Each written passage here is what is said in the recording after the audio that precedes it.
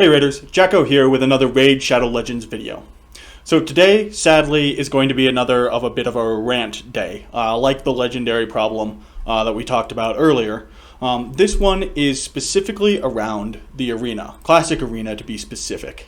So, Classic Arena is a very vital part of this game for every player, whether you're a beginner or you're at endgame, whether you're free to play or you're a whale. Classic Arena is vital for everyone. And the main reason for this is because of the Great Hall. The only place to get the medals to upgrade your Great Hall is through Arena. And the Great Hall itself is very important because it gives you stat increases for all of your champions. When you increase the Magic Affinity accuracy, you're increasing the accuracy for all of your Magic Affinity champs. Defense for Spirit, you're increasing the defense of all of your Spirit champs. It's very important. It's very vital to a player's progress in the game. The problem is that the arena has become broken in the last few months. When I first started out 5 months ago or so, Arena was a bit hard. As December rolled around, I really got into the flow of things. And with the team, mostly the team I'm working with now, which is High Katoon, Galek, so my starter, not Coldheart, that is usually Doom Priest, Doom Priest, and War Maiden, I was able to push myself up and live in Silver 2, Silver 3, tier-wise.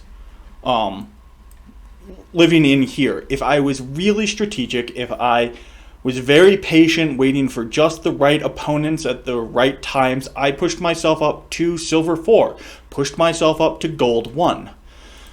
Now, no matter how patient I am, how strategic I am, or anything like that, with the same team, I literally can't get past Bronze 4. Frequently, I'll come in after sleeping for a day and find myself in Bronze 2.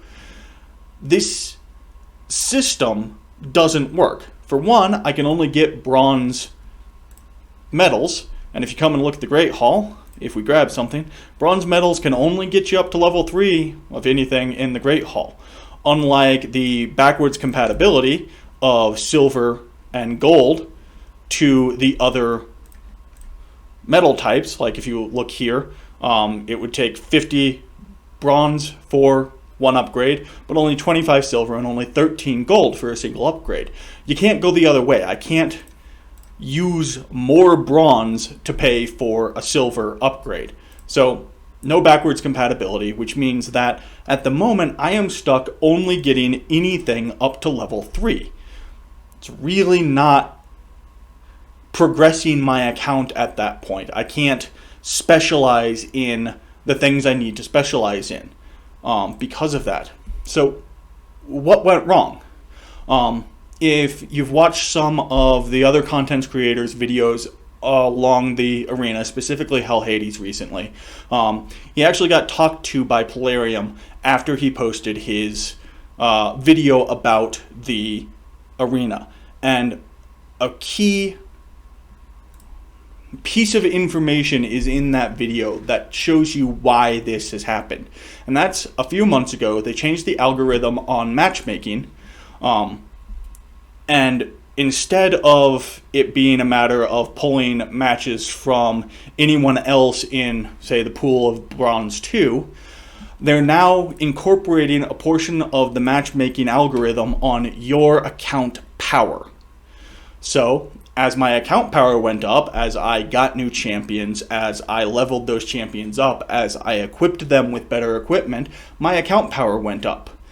That means that I'm running into opponents in Arena that are really only of near equivalent to my account power, which means these are tough opponents. Now, the reasoning for this, from what they said, is they wanted Arena to be a challenge for everyone at every step. They wanted that sense of accomplishment, essentially, I guess, or that sense of challenge in Arena. But I don't think it's done that. I think it's done the exact opposite. No longer can I have a sense of accomplishment by pushing up a rank. It's just a slog. It's as bad as going into tag team arena and trying to do things there. I don't have a sense of accomplishment because I am not being able to push to where I was previously. It's now no longer a matter of your team can get you X far and then you'll balance out. Now it's you're always at the lowest possible place you can be. And it's just as hard as if you were at the highest possible place you could be. So the difference between Bronze 2 for me and Silver 4 is literally the medals that come out of it. The difficulty is the same, and that's frankly ridiculous. I think that when it comes down to it, the purpose of these ranking systems is to be able to push up through the easy fights to a point where your skills and your team define where you're at. By adding this account rank in to the algorithm for matchmaking, it's removed that. You're always at the point of hardest difficulty. And I think that's actually a detriment to new players. I mean, think about it. You come in, you've got these mission quests, like this one, you can go away now, where I need to reach Silver 3 in Classic Arena to move forward. I literally can't do that. I am stuck and have been stuck at this for 2 months now.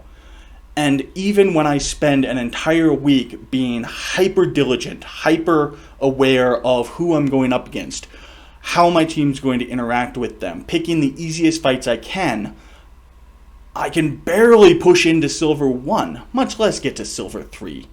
It's completely shut down my progress missions. I can't go anywhere else with them at this point.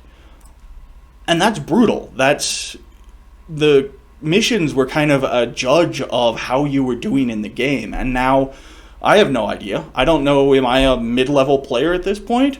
Because I can't, the arena has completely stymied the mission progress. Additionally, I think tying the arena matchmaking to our account power has some subtly negative effects on the entire gameplay. So if you come in and take a look at your account power, it's a mix of your champion power, artifact power, classic arena power, mastery power, and great hall bonus power. So that all adds up together to give you your player power. So what happens as you start to pull shards or get fragments, summons, and everything like that? Your power is going to go up. But those might not be champions you care about using in arena at all. So your arena team is stagnant while your power level is going up, which means that you're now getting paired with harder and harder opponents for your arena team without having increased the power of your arena team. It's not a matter of the arena being its own independent thing with its own independent power scale. No. Now, let's do an example. So, I have X number of heroes here. I am at 690k power. If I simply go in and give Ugo here a single 2-star person to level Ugo up, my power goes to 689. That's a 1k difference in power by feeding a champion and losing a champion. The number of champions is part of the power calculation. The artifacts you have on champions is part of the power calculation. So what this is pushing for, and what making the power a part of the matchmaking, means that you're literally punishing a player in the arena for progressing the rest of their account. And what do I mean by this? So let's say I pulled a new dwarf character, and I thought, hey, let's toss him in there, and we'll go ahead and be able to push past Stage 8 here, and I'll be able to take on Stage 9 with the dwarves I've got. This is wonderful. So I get them up to 40 or 50, I put equipment on them, right? And yay, I get past Stage 9. Now, that dwarf isn't going in my arena team. It's not increasing my abilities or my capacity in arena at all, but it is pushing up the difficulty of the matches I have in arena just because I decided to progress in a faction crypt. Make it even worse. I just got Skullcrusher. Skullcrusher is going to be a huge boon to me in pushing my dungeons and pushing my clan boss. So when I put Skullcrusher in there, take out someone like Stag Knight here and put my Skullcrusher in there so that I can progress in my dungeons to get better equipment to help progress the rest of my account, including arena, my power has gone up again. So my arena is still stagnant, it hasn't changed, but my power has gone up on the account scale, on the account level, which is pushing the difficulty of my arena battles. So in effect, what that's doing is as you progress the rest of your account outside of arena, you're falling farther and farther down in the tier system in arena because you're going to hit your threshold of what you can defeat faster and faster. It's broken. Just flat out broken. It's not a good addition to the game. If they wanted to make the arena challenging, there are all sorts of ways to do that, and the easiest way is just to extend how many tiers there are so that the granulation of the pools is tighter and tighter. So instead of there being a vast difference between Silver 1 and Silver 2, there'll be a minute difference, but the fights in each of them would be more difficult. Because the pool is smaller, it's more refined. This is pretty simple stuff, but putting in the account power as a basis for your matchmaking, it's a detriment to the rest of the game. It's a detriment for the new players. I mean, think about it. You come in, and in your first week you're playing, you're being able to beat up. You're a good player, you know a little bit of what you're doing, so you're able to push up from Bronze 1 to Bronze 2 to Bronze 3. You're in Bronze 4. You're pushing at that Silver 1 in a couple weeks. That's awesome. All right, so I'm doing good in arena. Let's go focus on finishing my campaign. Let's go focus on getting to those higher level of dungeons. Well, now, a week later, you've got some new champions. You've kitted them out. You come back to your Bronze 4 and find that you've slipped back into Bronze 3. Okay, that happens. But now you can't even get back to Bronze 4. It's now become an impossibility because the opponents you were facing in Bronze 4 are easier than the opponents you are now facing in Bronze 3. And this just keeps happening. Unless you focus specifically for arena, you're not going to be able to progress in arena at all, which, because of the Great Hall system, stymies your entire account. It drags out the slog. And maybe that's what they're going for. Maybe they want it to be this massive slog for everybody so that they'll play the game longer. But the simple fact is that there is a point where the slog becomes untenable and players just quit.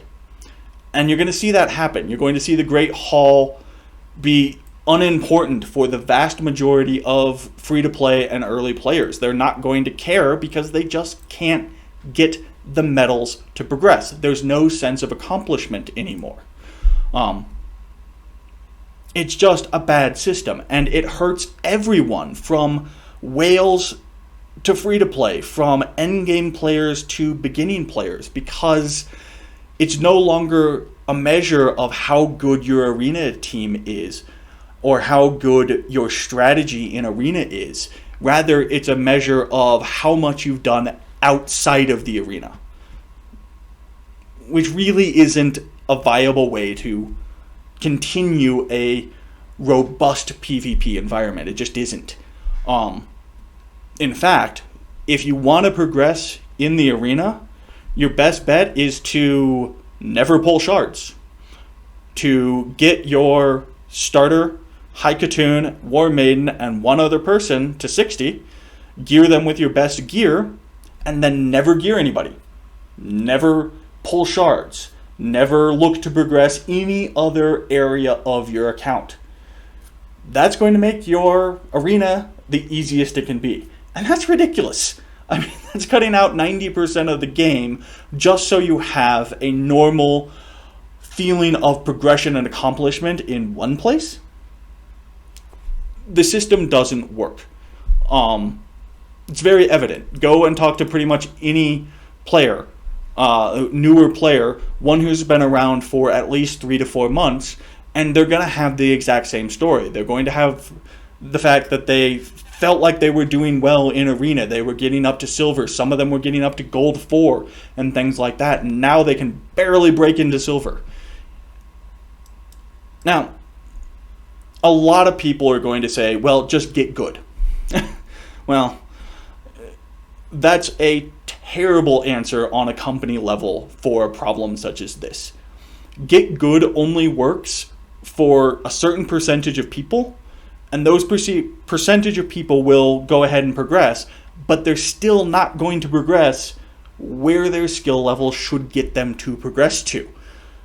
It's a artificial stoppage of the progression in the arena. It's what it is currently. Another simple answer to this is base the pools for each tier off of the players, off of the player's defense team power. So if I come to my defense, I've got my defense team power, which is 67. So each tier should have a power cap, and you should be placed in the pool for the tier dependent on that power cap. So let's say Silver 1's power cap is 100k. No team above 100k should ever show up in a battle in Bronze 4. Period. You do that for every stage of the game, and then you granulate how many stages, how many tiers there are, and you get a system that actually allows the players to progress. Yes, there are issues with it. I mean, there are going to be issues with any system, but the system they have in place now has made it so I don't even use all of my arena tokens. There's just no point. I do the 5 for my dailies and call it done. I know that from experimentation and experience that until something drastically changes on my team, I will never get to the point of being able to push to Silver 3 again. And therefore my missions aren't going to progress. It's just this snowball of apathy that they've created for the arena at this point because of this change in algorithm. The system just doesn't work. So at the moment, that's what we have to live with. We have to decide, am I going to gut the rest of my account so that I can progress in arena and therefore get by a few of these missions? Am I going to spend a massive amount of silver to gut my champions so that I can get the mission done and then put the gear back on them so I can actually do something in faction wars or in the dungeons? Or do I just ignore it, get my Great Hall up to level 3 and everything, and call it quits on the arena completely? Those are your choices. Hate to say it. So, with that being said, why don't we go into something a little bit more fun, and we can go ahead and talk about, let's grab Krutrexa as our Void legendary champion to look at from an aesthetic viewpoint. So, Krutrexa is a demon spawn. She's an amazingly great single damage dealer. So starting with armor here, she actually looks like she is wearing armor. Many of the demon spawn don't look like they're wearing armor, that the armor is part of them. And maybe for Krutrexa that's correct as well, but the portions of her that look like armor actually look like armor. So you've got decent greaves here. You've got some covering for her feet as well. The spikes, several, plural, on the back are going to be very painful if she ever has to kneel down. Those are going to rip up the back of her legs in nothing flat. So those are bad. But the protection on the front's pretty good. The upper leg armor is layered, so good mobility, provided it's not rigidly layered. If it's articulated, there we go. I knew that was a word. Anyways, so good armor there, good protection, wraps around most of the back. You've again got these spikes on the greaves that are going to be terrible for her. Hopefully she never has to kneel or loses the use of a leg or both legs in the course of a combat, because she's probably going to kill herself if she does. Nice drape. I love the tooling, the embroidery on this front drape. It's very intricate and intricate and beautiful. I mean, just very pretty. Again, we have boob chest armor. As we spoke about in one of our last videos, boob chest armor really isn't very extant, but seems to be a wonderful trope in fantasy. Apparently, we can't have women who are in armor that's effective without, massive mammaries. What can you do? Otherwise, it does look protective. Nice fan braces. It's hard to tell whether she's actually got armored fingers. For her sake, I hope she does, given that she is using a two-handed weapon. Again, we have a spike here that's literally going to kill her. She's going to rip gashes open in her face and her throat as she moves around her weapon. Really bad. The pauldrons are... The pauldrons come in two pieces. The underlayer here is actually pretty good. It's two pieces, articulated, nicely tooled, has some great accents, is nicely fitted to the shoulders and everything. And then you have these giant spiked wings. Giant spiked wings, as a defensive measure, in general, are bad. She's getting in the way of her visibility. She's going to run into them all the time. She's going to decrease how much she can move her weapon. And she's not even increasing her defensive qualities, given the under pauldrons. They are completely show and badly done at that. Those are terrible. Just terrible. And the helm. The helm is something out of an Aliens movie more than it is a helm. It's massive. It's trying to simulate mandibles, which from the looks of it she doesn't have, so she's not protecting mandibles. She's just trying to display mandibles. The blades, I guess, on the side here down near the cheek or jaw line are way too big. They're going to get caught on her massive pauldrons. In fact, she's very likely, if she looks far to the left or looks far to the right, is going to lock her helm with those spikes on her massively overdone pauldrons, and she's stuck. Now she's fighting with her head twisted 40 degrees to the right. And then you've got giant bone, or whatever, I don't know, sickles. What can you say? Her helm is utterly terrible. If it was all actually part of her, if these were horns, if she actually had mandibles, if she'd grown up from a baby demon with all of these things, maybe she could learn to work around them, to adapt her fighting style for those aspects of her. But since it looks like armor, since it looks like she's wearing a helm piece, she's just gonna get in her way. She's got great looking tentacles out of the back of her head. I like how they're armored. They're kind of like coil or metal wire, coiled metal springs, things like that. They're beautiful. We can only hope that they're articulate and prehensile. That would make that excessively scary. But overall, on armor, even though it looks wonderful, we're going to give her an armor rating of 2 gourds. On the weapon here, it looks like a spear. It's got, several points there.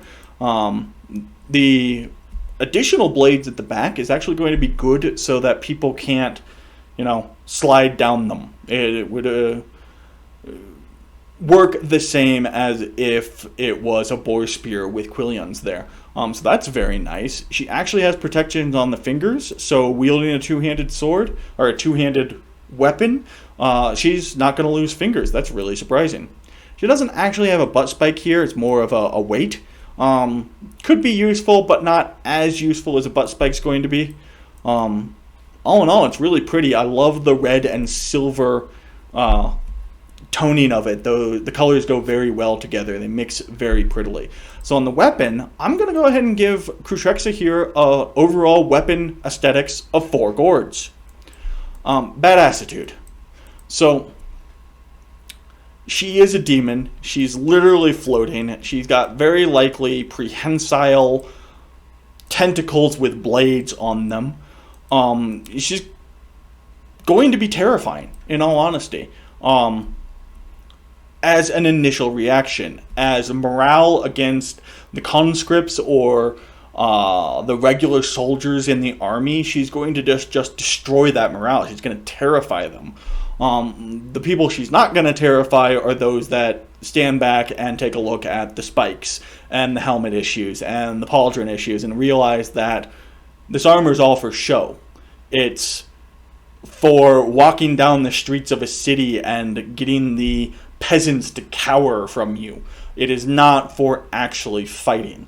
All in all, this is completely decorational armor. It's for high holy days or royal events, things like that. It's built to inspire either fear or awe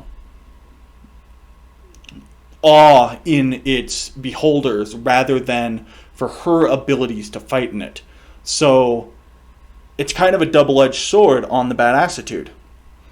Because it's so impressive, we are going to give her a badassitude, her effect on morale of the other army, of 4 gourd.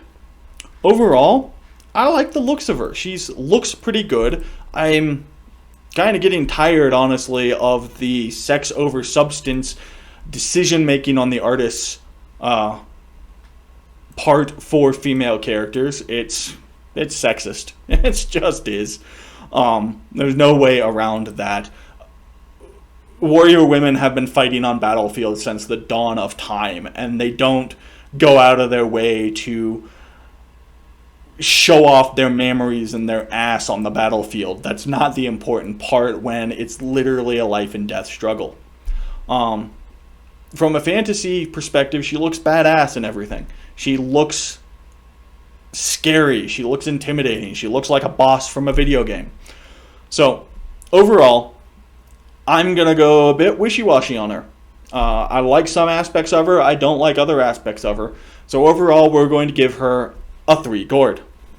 There you have it. So, that is a massive problem that we're running into in Raid Shadow Legends. For free-to-play players, for not free-to-play players, for pretty much anybody at any stage of the game, unless you have your Great Hall complete, in which case you just don't care. And one that I think Plarium really needs to look at. I don't think it's doing what they want it to do. I think that it's actually counterproductive to the health and everything of the game. If you think I'm full of it, if you've got your opinions on the arena and how it stands and think that I just need to get good, please put those comments in the put those thoughts in the comments below. I would love to have a conversation about it. As always, remember to like, subscribe, and toll that bell if you're enjoying the content here. Otherwise, I'll see you next time on Jacko's Raider Rants.